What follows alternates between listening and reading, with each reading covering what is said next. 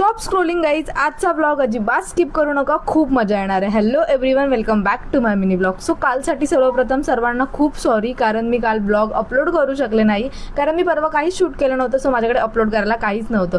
So 7 day चॅलेंजचा हा होता day 1 आणि आज आहे 7 डे चॅलेंजचा 7 डे. आणि 7 डेजमध्ये माझी स्किन खूप जास्त चांगली रिपेअर झालेली आहे.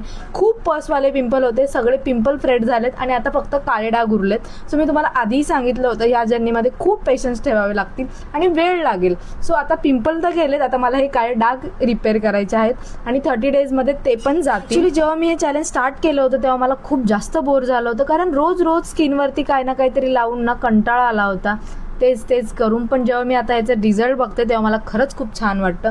पिंपल पूर्णपणे गायब झालेत, फक्त आता माझ्या चेहऱ्यावरती काळे डाग उरलेत आणि तेही हळूहळू जातील.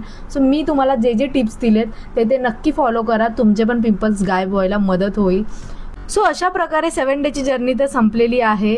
तुम्हालाही 7 डेची जर्नी कशी वाटली नक्की कॉमेंटमध्ये सांगा, आणि काही टिप्स अँड ट्रिक हव्या असतील तर let me know in comments, मी नक्की मदत करेल. सो त्यानंतर फ्रेशन वगैरे झाले आणि बाहेर गेले भाजी घ्यायला, आणि बाहेर भाजी घ्यायला गेले होते 5 मिनिटाच्या रस्त्यावरती आणि यायला मला लिटरली 15 मिनिटं लागले ह्या ट्रॅफिकमुळे. Bye bye.